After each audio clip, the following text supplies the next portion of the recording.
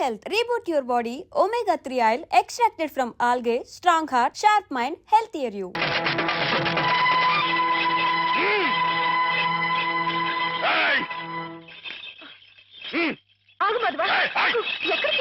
ఎక్కడికేంటండి? నా ప్రాణాలా చూసుకునే ఆవుల్ని చంపేయాలని చూస్తానే రాయరు వాడి ప్రాణాలు తీస్తానండి. ఆ భయంతోనే అడిగాను మాధవ.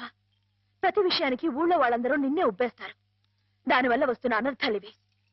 వాళ్ళకి వాళ్ళు బాగానే ఉంటారు. మధ్యన అవస్థపడేది నువ్వు. నా మాట విను మాధవ. జరిగింది మర్చిపో. అన్ని రోజులు మనవి కావు. కానీ ఈ రోజు నాదే అమ్మాయి గారు, తప్పుకోండి. ఆగమంటుంటే నువ్వు రాయుడి మీద చేయి చేసుకుంటే నా మీదొట్టు. అలాగేలేండి.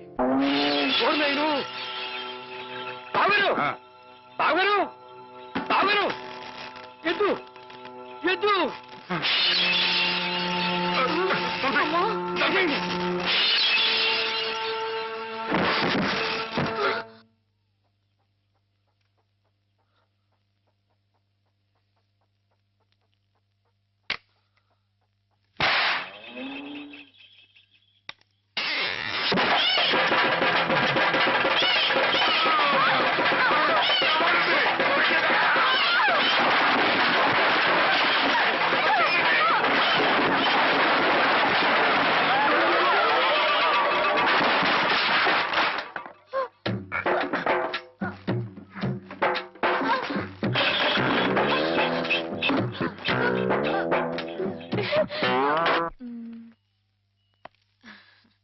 నేను చీర తీసుకుంటాను బావా. అదేమిటి అన్నిటికంటే తక్కువ ధర సెలెక్ట్ చేసుకున్నావు?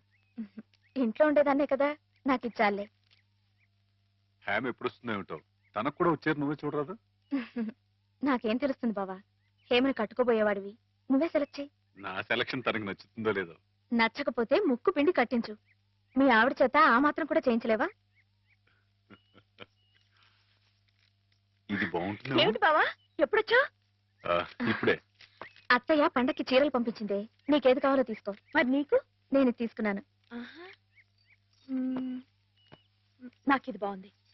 నేను చెప్పలేదు హేమకి నా టేస్ట్ నచ్చదని? నువ్వే సెలెక్ట్ చేసావు బావా. ఏదోలే, నీకు అది నచ్చింది కదా, అది తీసుకో.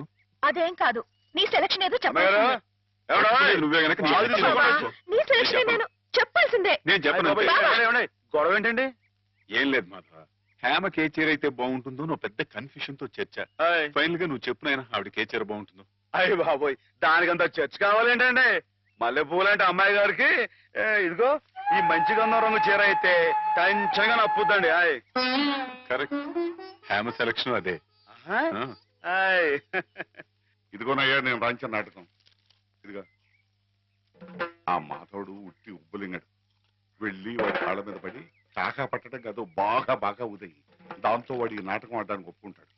అప్పుడు స్టేజ్ మీద బాగా చిటకటాన్ని కళ్ళు చేతులు విరిచాయి. మనం ఆడుతున్న ఈ డ్రామా తెలియక చూసేవాళ్ళు ఇది నాటకమేనో సంబరపడిపోతారు. మన పని నెరవేరుతుంది. శంభో శంకర పాహిమాం పాహిమాం, మహాదేవదేవ పాహిమాం పాహిమాం. ఎవరది? సూర్య గారు మీరా? ఏమిటండి ఇది? సాటినట్లు మీరు మా కాళ్ళ మీద పట్టు. మీ ముందు నేను నట్టుని కాదు, బోల్టుని కాదు. సూర్యుడు ముందు దిగుట్టి లాంటివాణ్ణి. ఎంత స్వామి, సింహం ముందు చిట్టెలికి లాంటివాణ్ణి, బంగారం ముందు ఇత్తడి లాంటివాణ్ణి. సరే ముందు కూర్చోండి. అయ్యో అపరాధం స్వామి. ఏమండి? తమరు కూర్చోండి. తమరు సాక్షాత్ శివస్వరూపులు. ఈ జిల్లాకే శివుడు, భారతదేశానికే శివుడు, అమెరికా కూడా తమరే శివులు. ఈ గుళ్ళల్లో ఉన్న శివులంతా నకిలీలు. తమరొక్కరే అసలైన శిశులైన పరమశివులు. తమరు అనుగ్రహిస్తానంటే నటుడిగా నాదో చిన్న కోరిక. భలేవరే, ఏమిటి చెప్పండి. నాటకాలు ఆడుతూ బతుకుతున్నవాణ్ణి, పిల్లకు పెళ్లి చేసే స్తోమత లేనివాణ్ణి. తమరు శివుడి వేషం వేస్తున్నారంటే చాలు, జనం తండోపతండాలుగా వస్తారు. టిక్కెట్లు బ్రహ్మాండంగా తిరుగుతాయి. డబ్బు వడగళ్ల వాళ్ళ కురుస్తుంది. ఎటు చూసినా జనసందోహం, ఎక్కడ చూసినా తమకు జేజేలు. ఆ రాబడితో కూతురు వివాహం జరిపించుకోవచ్చన్న స్వార్థంతో వచ్చాను మాధవ స్వామి. ఆడపిల్లకు పెళ్లి జరిపిస్తానంటే మా వంతు సహాయం మేము తప్పకుండా చేస్తాం సూర్యారావు గారు. ధన్యుని స్వామి, శివుడి పాత్ర ప్రధానంగా పెట్టుకుని నేను నాటకం రాయించాను. అందులో నాదో చిన్న రాక్షసుడి పాత్ర. మొత్తం మీరే, అంతా శివమయం. రుద్రం భజే శౌర్య భద్రం భజే అని మేము స్తోత్రం చేస్తుంటే తమరు పరమశివులు తాండవం, హరుడు శశిధరుడు అని మేం కీర్తిస్తుంటే తమరు అపరశివులు నర్తనం, లాస్య నర్తనం. ఇలా పెద్ద పెద్ద సెట్టింగులతో, ఫైర్ వర్కులతో, వైర్ వర్కులతో అదిరిపోతుంది అనుకోండి. అదరగొట్టేస్తాం. మా పార్టీ మాకు వదిలేండి. కథ పార్టీ ఎవరు చెప్పండి. రాక్షసులు తపస్సు చేస్తారు, పరమశివుడు దర్శనమిస్తాడు. ఎవరి చేత చావు రాకుండా వరం కోరుకుంటారు. మరి శివుడు వరం ఇచ్చేశాడా? గోళా శంకరుడు కదండి, పాస్ చేసేయండి. ఆ తర్వాత అప్పుడు ఆ ముష్కర్లు, ఆ దుష్కర్లు శివుణ్ణి చంపబోతే వరం ఇచ్చిన పాపానికి చావు దెబ్బలు తింటూ ఉంటాడు. పార్వతి ప్రవేశించి ధర్మ వినాశకుల మీద దయ్యేమిటని ఈయనకి ప్రేరణ కలిగిస్తే అంటారండి. అమ్మాయి గారు, మీరు దాన్ని ఎలా సాగదీస్తారేమో నాకు తెలియదు కానీ మనం తాండవం చేస్తుంటే స్టేజ్ దత్తలిపోవాలండి. ఈ మధ్యకాలంలో మన స్టేట్ లో ఇట్టాను శివుడు పుట్లు కనిపించాలనా. హేమ నేర్పగలదు, నువ్వు నేర్చుకుంటావు. అది సరే గాని ఇలాంటిది ఎక్కడ ఏ పురాణంలో లేదే. లేకపోతే ఏమండి, ఇందులో మా గొప్ప నీతి ఉంది కదండి. మగాళ్ళు తొందరపడి తప్పు చేసిన ఆడది సరిదిద్ది మంచేయాలని. ఎప్పుడు నాయన ప్రదర్శన? మీరు ఎప్పుడు పాస్ చేస్తే అప్పుడేనండి. బాబా, అసలు ఎలా మొదలవుతుంది?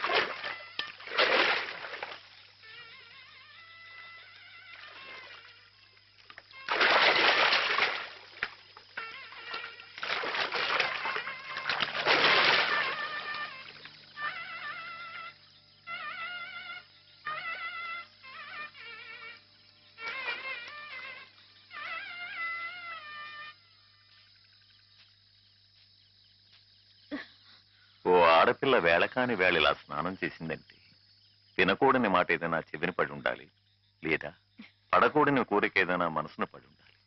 అవునా అమ్మా? రాత్రి శివుడు వేషంలో ఉన్న మాధవ పక్కన నేను పార్వతిలా నిలబడాల్సి వచ్చింది బాబా. పార్వతిలా నటిస్తేనే స్నానం చేశావు. రేపు ఆ శివుడి పక్కన పార్వతిలా జీవించాల్సి వస్తే?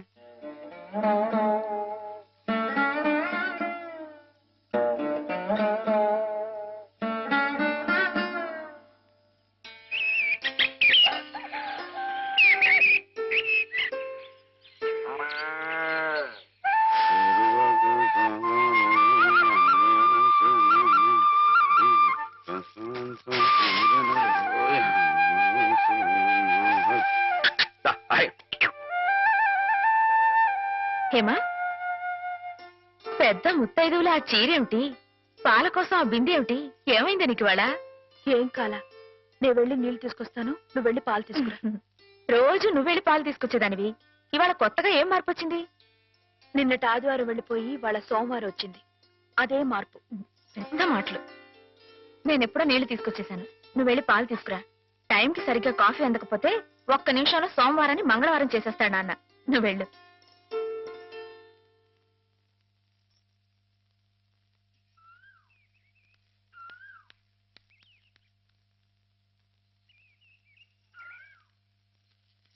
రండి రండి.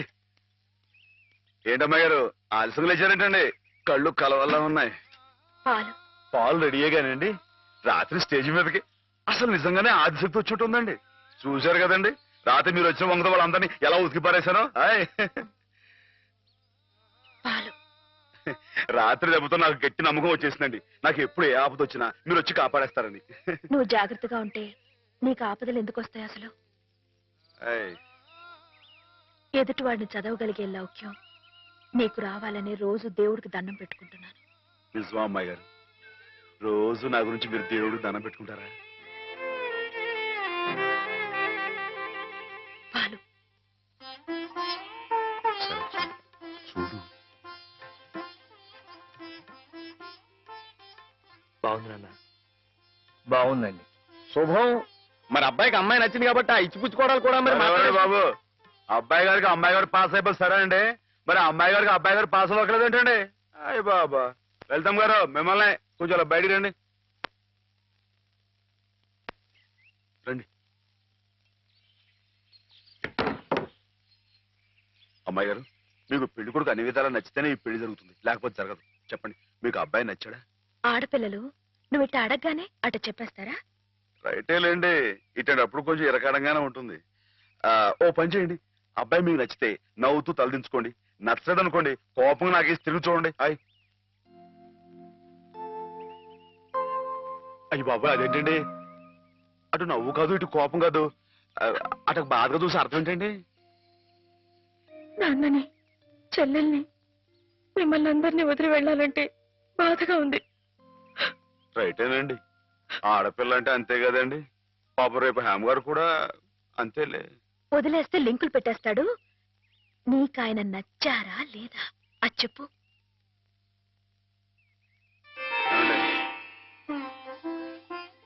పాస్ అయిపోయినట్టే. మా అమ్మాయి గారికి అబ్బాయి గారు పాస్ అయిపోయారండి. ఇక పెళ్లి ఏర్పాటు చేసేసుకోండి. శుభం. అయితే కట్న కానుకల విషయాలు కూడా మరి ఏమండో మేమే బంగారం అంటే ఆడపిల్లలు ఇస్తుంటే ఇంకా ఎదురుడుతారండి బాబు.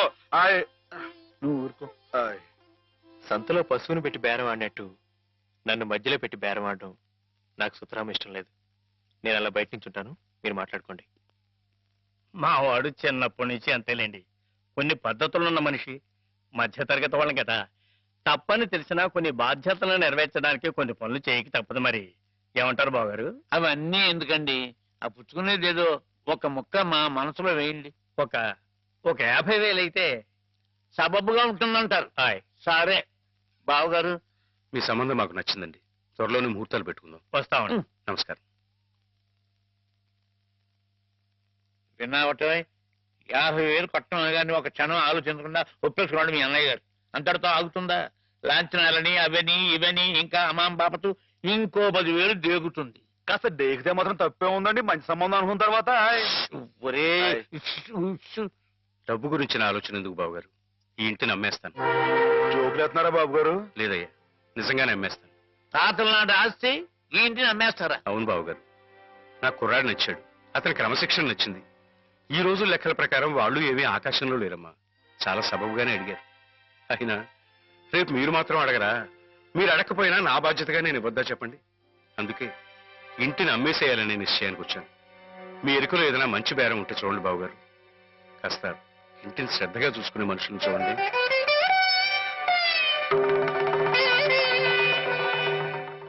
బామ్మగారు.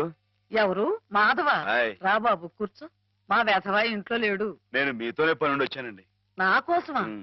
ఏమిటి బాబు? నేను మిమ్మల్ని ఒకటి అడుగుతానండి, మీరు కాదనకుండా నాకు మాట ఇవ్వాలి. ఏమిటది?